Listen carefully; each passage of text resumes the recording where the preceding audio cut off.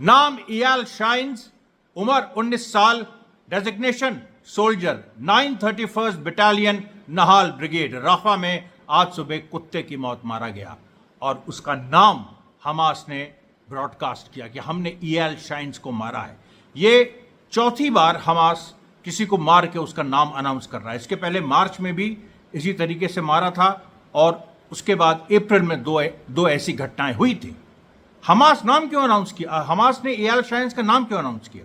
पहले भी उसने जो मार्च में मारा था उसमें भी नाम अनाउंस किया था और उसके बाद जो अप्रैल में मारे थे उनके भी नाम अनाउंस किए थे। इसलिए अनाउंस किए क्योंकि हमास एक तरफ लड़ाई लड़ रहा है रेगुलर इजरायली आर्मी से, आईडीएफ से, उसकी पल पल की खबरें हम आपको पहुंचाते हैं।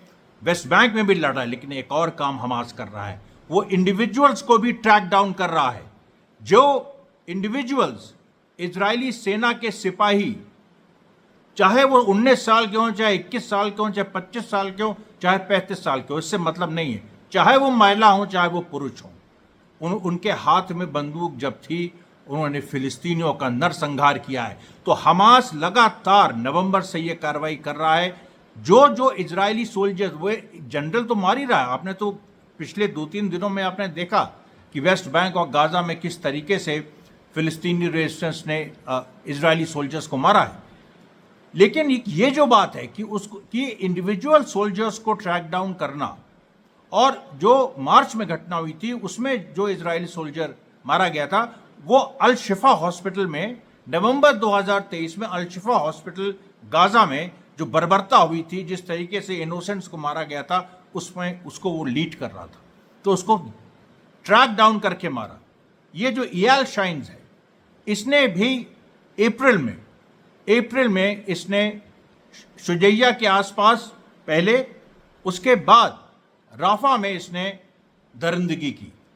अल मवासी जो हॉस्पिटल है सेंट्रल गाजा में, वहां पर इसने दरिंदगी की और इसने 2 पैलेस्टीनियन सोल्जर सिविलियंस को ऐसे ही उनके आंख में पट्टी बांध के ऐसे गोली मार दी, बिना सुनवाई के इसने इस तरह की दरिंदगी की। उसके साथ उसके अलावा इसने क्या किया? इयाल शाइन्स ने, इसने एक जीप एक बच्चे पे चढ़ा दी। बच्चा घायल हुआ, मरा नहीं, लेकिन इसने एक जीप बच्चे पे चढ़ा दी।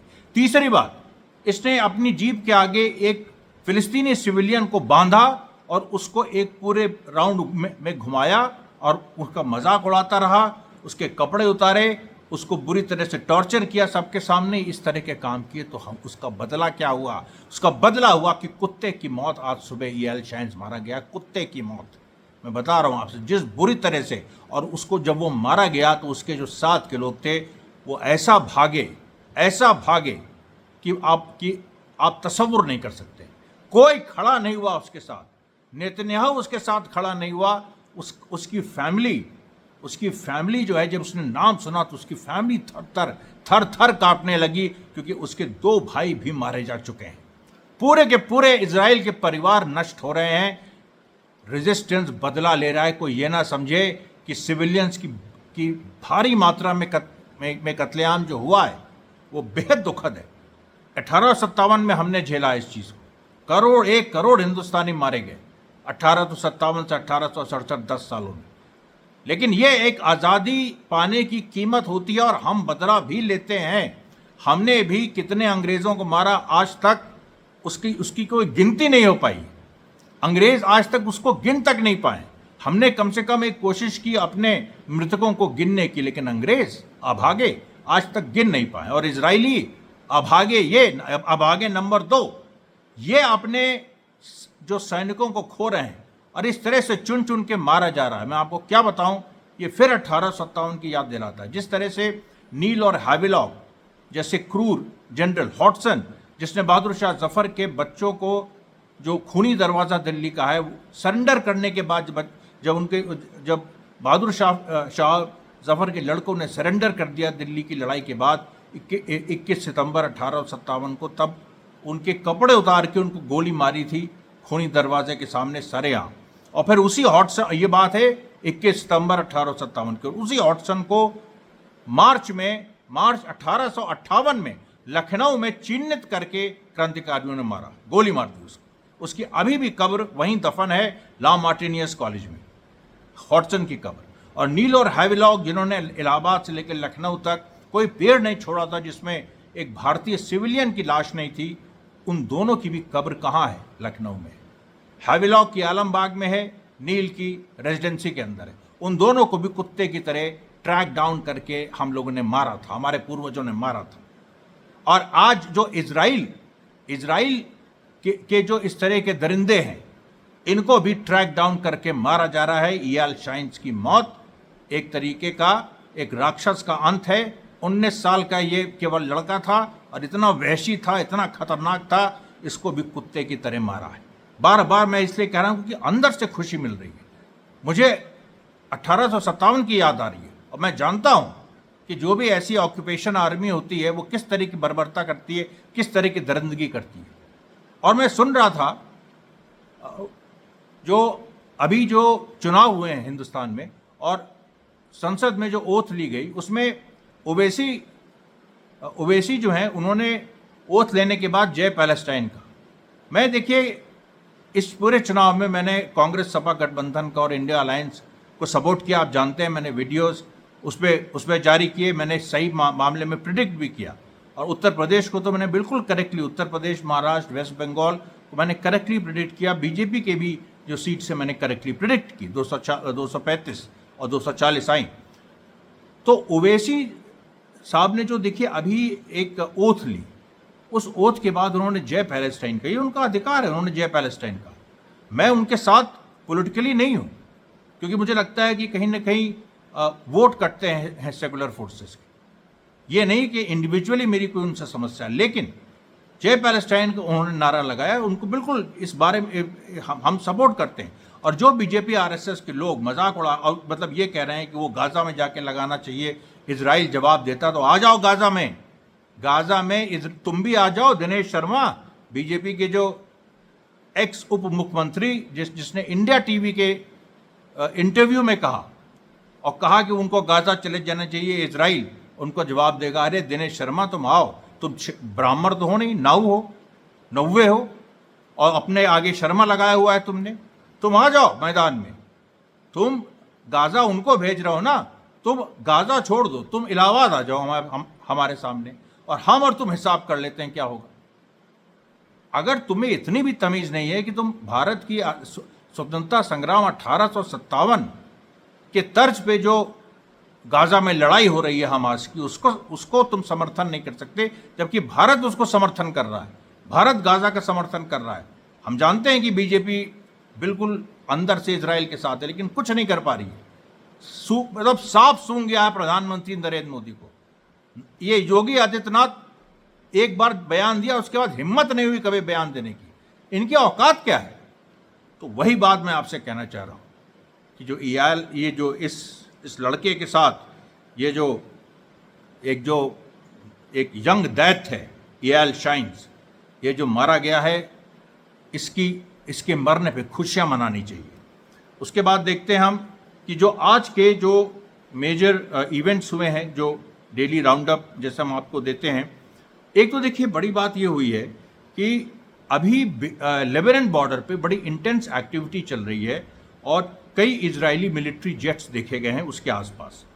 सऊदी अरेबिया ने भी अपने सिटीजन्स को लेबनान खाली करने को कहा है। तो देखिए कुछ दिनों से वहाँ युद्ध का माहौल बन रहा है। हालांकि मुझे अभी भी लग रहा है कि अमेरिका उसके लिए तैयार नहीं है और इजराइल भी पूरी तरह से तैयार नहीं है, इसलिए ये सब बातें हो रही हैं और कुछ ध्यान डाइवर्ट करने के लिए भी बातें हो रही हैं। जैसे आज बेन गिविर जो इजराइल के मंत्री हैं और अभी भी नेतन्याहू के साथ हैं, उन्होंने एक बयान दिया और वो इंटरनल सिक्योरिटी देखते हैं, मतलब जो प्रिजन सिस्टम है इजराइल का वो उनके अंडर आता है। और उन्होंने कहा कि जो फिलिस्तीनी कैदी हैं अब मैं एक लॉ लाऊंगा, जो पार्लियामेंट है इजराइल की, वहाँ लॉ लाऊंगा कि जो फिलिस्तीनी जो कैदी हैं उनके सर पे गोली मार देनी चाहिए। बताइए, ये तुम्हारे औकात, तो तुम इसको करके तो देखो, तुम एक बिल ला के देखो और तुम देखो दुनिया में क्या होता है। दुनिया में कहीं इजरायली या इजराइल से जुड़े हुए लोग जिंदा नहीं रह पाएंगे, कहीं भी जिंदा नहीं रह पाएंगे। तुम जर्मनी को ले लो, तुम फ्रांस को ले लो, तुम ये करके देखो ना।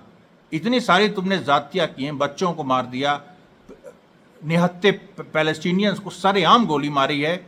और जब तुम ये करोगे ना कि जो ऑलरेडी तुम्हारे पास और जिनके नाम रजिस्टर्ड है, अभी तो तुम मार देते हो, किसी को पता नहीं किसको मारा, क्या हुआ, फिर उनकी लाशें निकलती हैं, फिर हाय तौबा मचती है। लेकिन अभी तो इन सारे प्रिजनर्स के नाम है, तुम इनके सर में गोली मार के देखो, कहीं इजरायली कोई बचेगा नहीं, दुनिया में कहीं भी हो, भारत में हो, कहीं भी हो। अब देखिए, क्योंकि देखिए मानवता एक है और मानवता के साथ हम खड़े हैं, और किसी भी तरीके से अगर मानवता का हनन हुआ, और मैं भारत में फिर कहता हूं कि दिनेश शर्मा के मुंह पे थू, योगी आदित्यनाथ के मुंह पे थू, नरेंद्र मोदी को तो कुछ कहने ही नहीं है, वो तो हार ही गया है। तो ये जो देखिए पूरी बात है, आपको मैं बताऊं कि ये जो दो बातें हुई हैं लेबनान की, उसके बाद देखिए जो एक कलंदिया जो चेक पॉइंट है जेरूसलम के उत्तर में, वहाँ पर एक लड़ाई हुई। जैसे हमने आपसे कहा कि जो वेस्ट बैंक में चेक पॉइंट्स पे सीधे सीधे फिलिस्तीनी जो लड़ाके हैं वो केंद्रित कर रहे हैं। फिर देखिए गाज़ा में पिछले 24 घंटों में 4 बड़े जिहादी मिशन हुए हैं, और इनमें जो है 6 इजरायली व्हीकल्स क्षतिग्रस्त हुई हैं। और डिटेल में हम जाते हैं तो नेत्जरीम एक्सेस में 107 मिलीमीटर रॉकेट बैरेज से फिलिस्तीनी रेजिस्टेंस ने मारा इजरायली फोर्सेस को। उसके बाद अल अरब, जो ये राफा एक्सेस में जो अल अरब मॉल है, उसके पास एक आईडीएफ टुकड़ी आई थी, उसको भी 107 टाइप रॉकेट्स और हैवी कैलिबर मोटर शेल से मारा। फिर देखिए एक नया ट्रूप कैरियर इजराइल ने इंट्रोड्यूस किया आज, चिज़ारेट, जो उनका नामेर एक व्हीकल है, उसके बजाय चिज़ारेट एक ट्रूप कैरियर इंट्रोड्यूस किया, और एक D9 बुलडोजर के साथ वो चल रहा था, और उन दोनों पे तल अल हवा में, जो कि इजरायलियों का कब्रगाह बन रहा है, तल अल हवा में दोनों ही जो व्हीकल्स हैं उन पे वार किया फिलिस्तीनी रेजिस्टेंस ने। फिर देखिए अल शुजैया नेबरहुड में 2 मरकवा टैंक्स पे सीधे 105 जो यासीन शेल्स हैं वो फिलिस्तीनी रेजिस्टेंस ने मारे। और फिर नेत्जरीम एक्सेस पे 114 मिलीमीटर शॉर्ट रेंज रजूम रॉकेट्स मारे। इसके बाद देखिए वेस्ट बैंक ट्यूबस में अल फरा कैंप में आज फिर इजरायली फोर्सेस ने पेनिट्रेट करने की कोशिश की, लेकिन वो बिल्कुल पूरी तरह से असफल रहे। अब देखिए जो पूरी बात यहाँ पर आती है। अच्छा हाँ, एक चीज़ और, आज वेस्ट बैंक में एक और सेटलर पे हमला हुआ। पहले भी देखिए परसों भी हुआ था, कल भी हुआ था, आज फिर ये और इस तरह के एक्टिविटीज़ फिलिस्तीनी युवा कर रहे हैं, वो हमला कर रहे हैं, सीधे हमला कर रहे हैं। और वो जो इजरायली सेटलर्स हैं उनकी कार्स पे हमला कर रहे हैं, सीधे सीधे उनकी कार्स, और उसमें उनकी कार को जला दे रहे हैं। और उसके अंदर अब मतलब सेटलर्स भी उसमें कम से कम 2 बुरी तरह घायल हैं। आज भी ये घटना हुई है, और इसके बारे में देखिए थोड़ा सा डिटेल अभी आना बाकी है। जैसे जैसे ये डिटेल्स आ रहे हैं, इजरायली फोर्सेस भारी मात्रा में उन्होंने वेस्ट बैंक में उस इलाके को घेर लिया है जहां ये घटना हुई है। एक और देखिए बड़ी खबर आई कि अरब लीग ने हिजबुल्ला, अब सोचिए, हमको तो ये भी 10 साल से अरब लीग हिजबुल्ला को एक टेररिस्ट ऑर्गेनाइजेशन का डिजिग्नेशन अरब लीग ने दिया हुआ। अभी आज खबर आई है कि आज अरब लीग ने वो डिजिग्नेशन वापस ले लिया। अब Hezbollah is no longer a terrorist organisation in the eyes of the Arab League. देर आए दुरुस्त आए, लेकिन फिर भी क्यों देर हुई, मतलब ये एक बहुत बड़ा सवाल है। उसके बाद देखिए और कुछ फिगर्स भी सामने आए कि वो जो इजराइल ने जो बॉम्ब्स डाले हैं 7 अक्टूबर के बाद से गाज़ा पे, उसमें करीब जो अमेरिकन बॉम्ब्स हैं उसमें 14 उसकी डिटेल्स आए कि 14,000 MK-84 2,000 pound bombs, 6,500 pound bombs, 3,000 Hellfire precision guided air to ground missiles, 1,000 bunker buster bombs, 2,600 air dropped small diameter bombs and other unspecified munitions।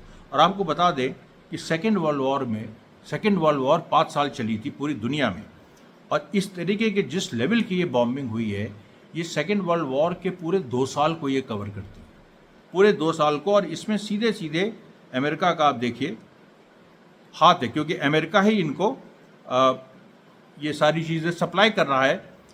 अब देखिए, अब एक बड़ी खबर आती है कि हाँ, कि देखिए जो टर्किश इंटेलिजेंस के हेड हैं इब्राहिम कालीन, उन्होंने हमास के लीडर इस्माइल हानिया को फ़ोन किया और उन्होंने कहा कि टर्की ने काफ़ी हद तक एक्सपोर्ट्स बंद कर दिए हैं। हालांकि खबर एक और आई है कि टर्की कहीं और से इजराइल को एक्सपोर्ट्स भेजने की कोशिश कर रहा है, लेकिन वो खबर बाद में प्लांटेड निकली कि वो उसको कहीं ना कहीं मोसाद एजेंट्स ने प्लांट किया और टर्की ने मोसाद एजेंट्स के ऊपर काफ़ी सख्त कार्रवाई अभी की है। तो अभी देखिए जो टर्किश इंटेलिजेंस के हेड हैं, उन्होंने इस्माइल हानिया को फ़ोन किया, उनको कंडोलेंस दी कि उनका परिवार मारा गया, अभी उनकी परसों बहन मारी गई वहीं गाज़ा में।